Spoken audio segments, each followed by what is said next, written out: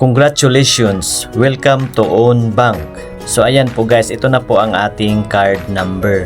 Pwede na natin yan magamit sa pag-purchase online.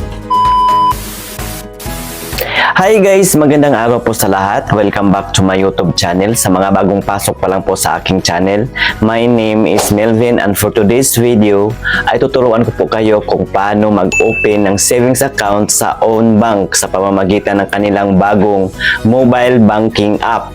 Ang Own Bank guys ay dati po itong Rural Bank of Cavite City. Regulated din po ito ng Bangko Sentral ng Pilipinas. Nag-o-offer ng 6% interest per annum savings. At ang interest ay magsisimula sa ating i-deposit na 1 piso.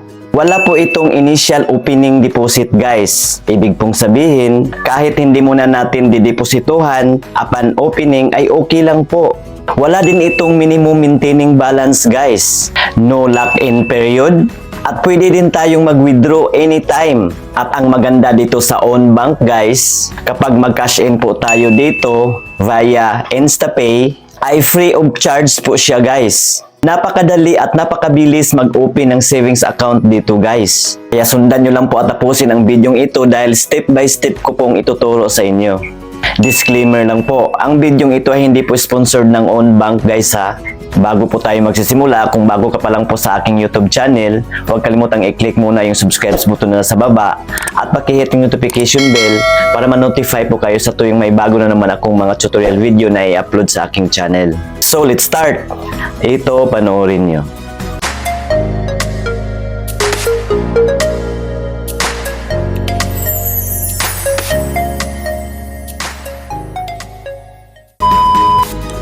So ayan po guys, ang una po natin gawin ay syempre dadaan muna tayo sa Play Store at i-download ang Own Bank. At i-search lang natin sa search bar guys, Own Bank. So ito na po, tulad ng sinabi ko na ang Own Bank ay Rural Bank of Cavite City dati. So i-install na natin. At ayan na po, installing na po siya at kapag na-install na po siya, i-open na natin.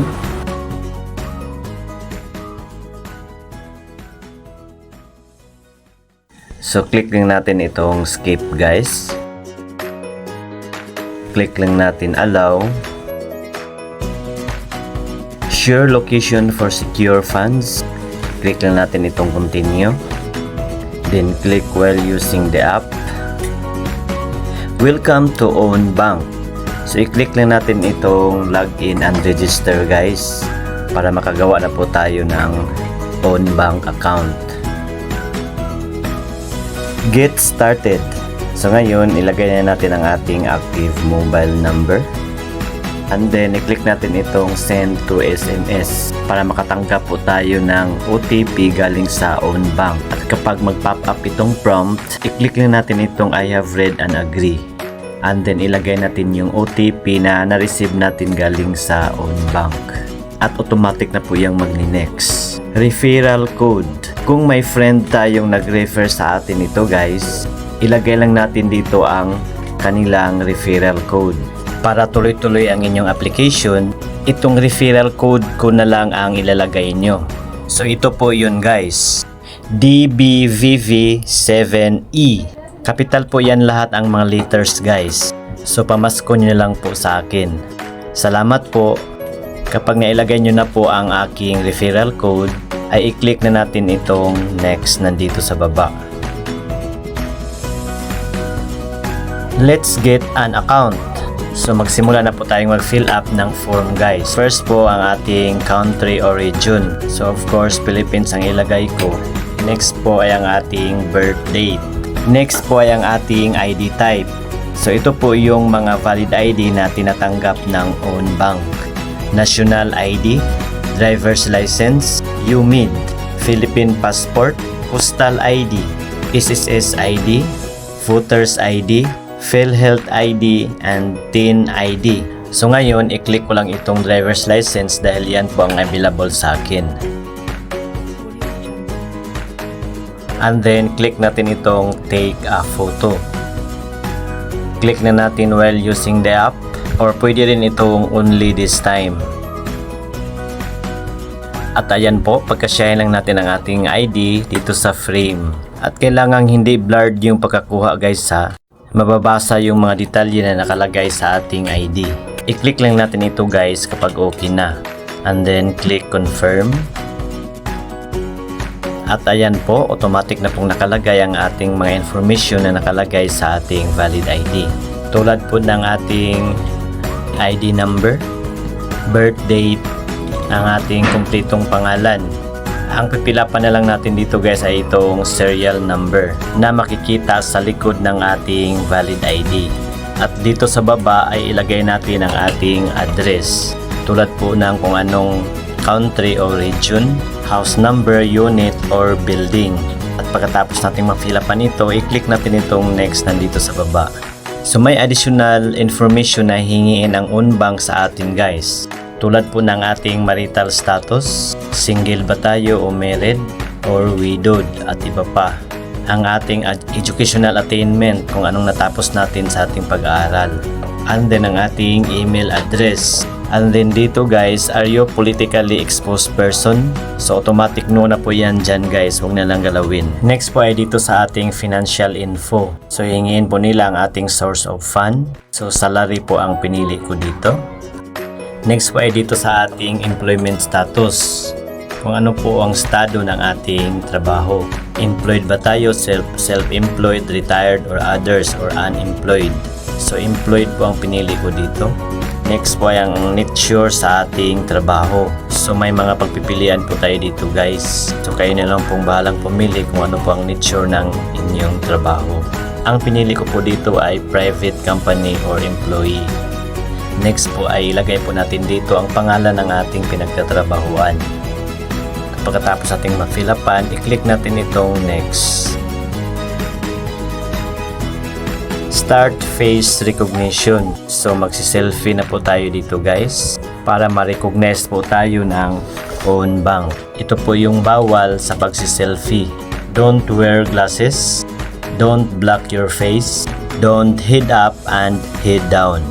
Huwag daw tayong titingala at huwag ding yuyuko. So next natin gawin ay click natin itong start face recognition. At automatic po siyang makaka-capture guys ha. Ikasya lang natin ang ating mukha dyan po sa may bilog. At ayan po, identifying na po siya.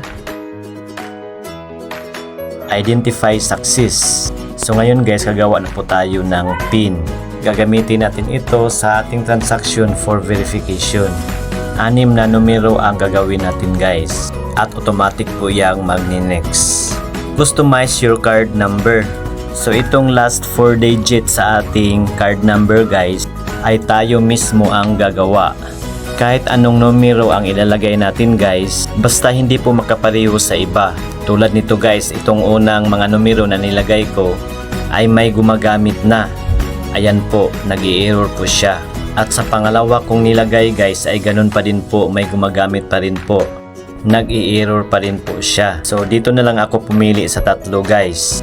Itong sinuggest ng Unbank. Pinindot ko na lang ang isa dito at ayan po, pagkatapos niyan i-click natin itong confirm.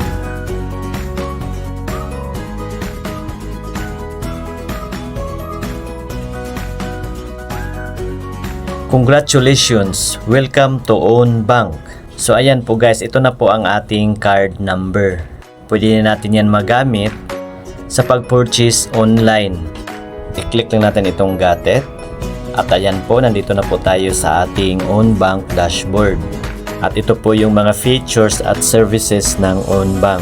At kung gusto nating makikita ang ating account information, ay i-click lang natin ito guys. At ayan po, automatic na pong na-upgrade ang aking account.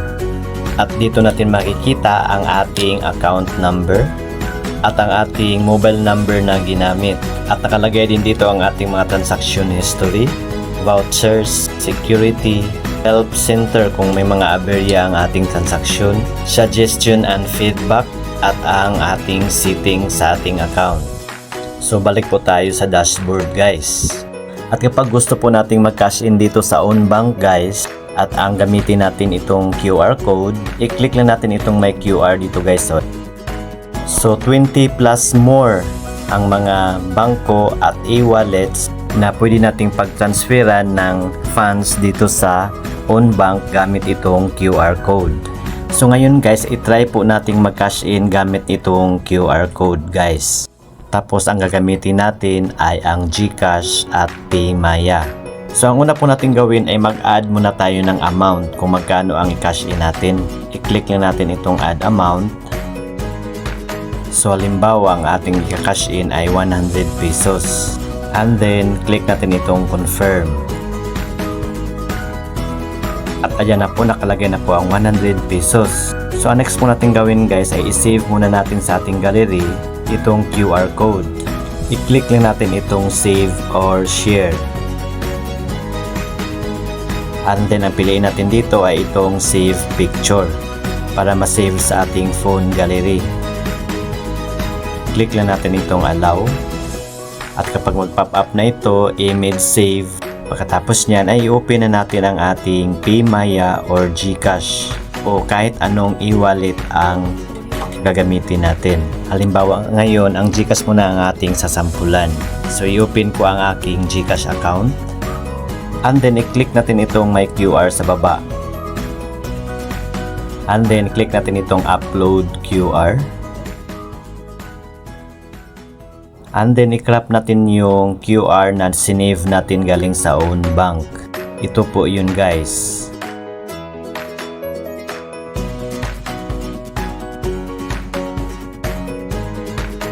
So ayan po guys, ito na po ang ating ika-cash in sa own bank. Pagkatapos nyan, i-click natin itong send money. So dahil wala pong laman ang aking GCash wallet guys, basta ganyan lang po ang cash in gamit ang GCash.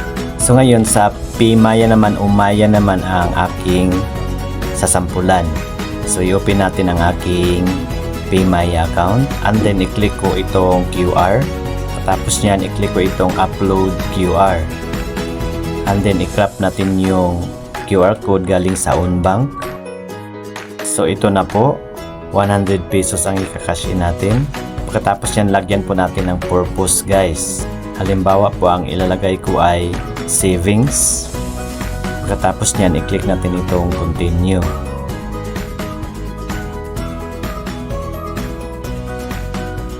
So may service charge pala na 15 pesos guys. So sayang itong 15 pesos. Basta ganito lang po ang pag-transfer guys. Pagkatapos nyan, i-click lang natin itong transfer now.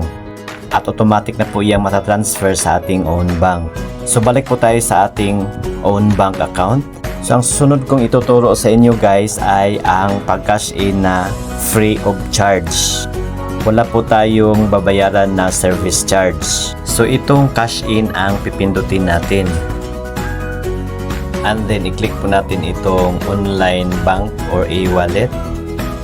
So ngayon hahanapin natin ang PayMaya or Maya. So ito po yun guys, i-click lang natin yung Maya. Ilagay po natin ang amount na ating i-cash in. Halimbawa po ay 100 pesos. And then click natin itong confirm. And then ilagay po natin dito yung 6-digit PIN sa ating own bank.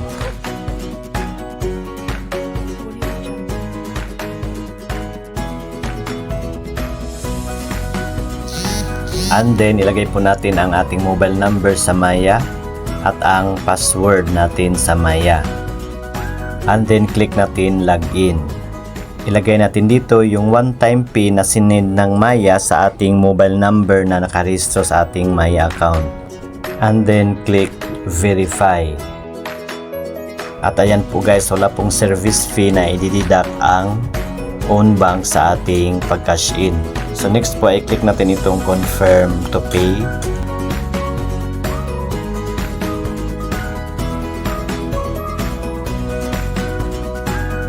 At ayan na po, payment successful.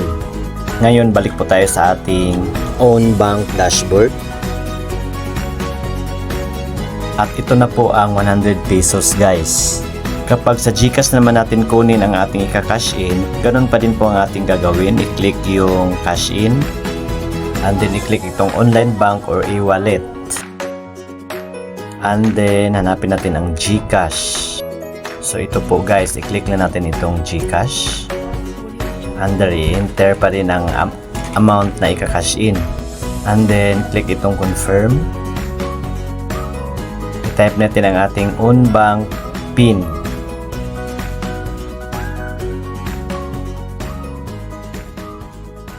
And then, ilagay po natin ang ating GCash number. And then, i-click itong next. Ilagay ang OTP na sinend ng GCash sa ating GCash number. And then, i-click itong next. Ilagay ang ating GCash MPIN. And then, click next.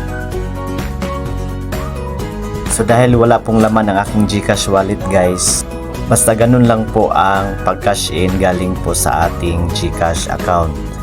So, yun lang po guys. At sana may natutunan po kayo guys, paki-like na lang po sa video ito kung nagustuhan nyo at paki-share na rin sa iba para may idea din po sila at para sa iba pa pong mga katanungan, pakisulat lang po inyong mga tanong dyan po sa comment section sa baba. So yun lamang po guys, maraming salamat sa panonood. See you again sa next kong tutorial video. Goodbye. God bless.